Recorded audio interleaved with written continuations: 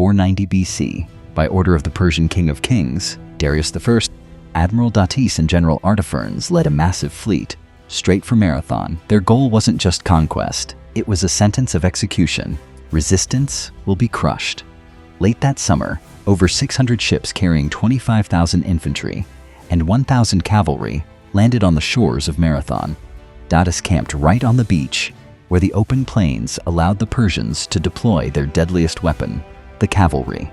Facing them was the Greek General Miltiades, commanding roughly 11,000 heavily armored hoplites, in which 10,000 were from Athens and 1,000 from Plataea, nearly every able-bodied man they had. Miltiades seized the high ground at Mount Pentelicus, overlooking the battlefield and controlling the only choke point leading to Athens.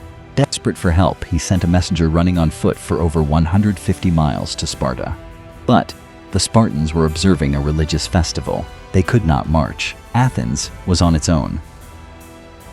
For 5 days, a tense standoff ensued. The Persians wouldn't risk charging up a narrow slope into a wall of heavy shields. Down below, the Greeks knew that one wrong step onto the plains would mean being trampled by Persian horses.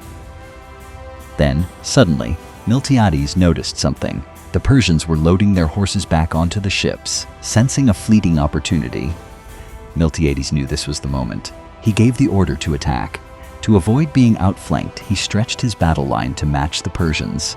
He weakened his center, reducing it to just 4 ranks deep, while reinforcing his wings into massive 8-rank-deep battering rams. The battle began. The Hoplites marched down the hill. As they entered the deadly range of Persian archers, Miltiades roared, "Break formation, charge!"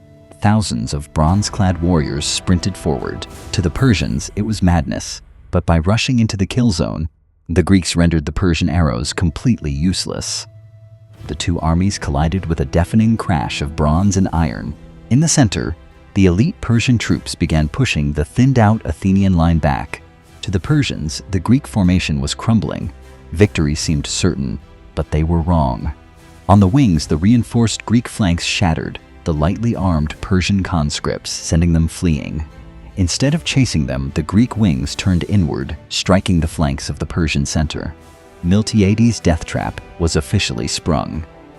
The Persian center was completely unaware that their flanks had disappeared.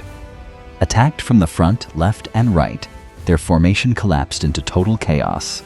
Panicked soldiers broke rank and ran for the sea, hunted down by the relentless Greeks. Hundreds drowned in the nearby swamps.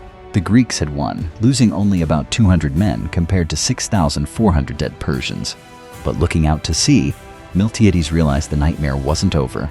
The Persian fleet had escaped and was sailing south to attack the undefended city of Athens. Exhausted and bloodied, the Athenian army didn't rest. They immediately began a grueling forced march of over 40 kilometers back to Athens. They arrived just in time. When the Persian fleet appeared, they found the exact same wall of shields waiting for them on the shore. Defeated, the Persians sailed away. Many historians argue that this event, the incredible endurance of an entire army marching after a brutal battle, is the true essence of the Marathon spirit.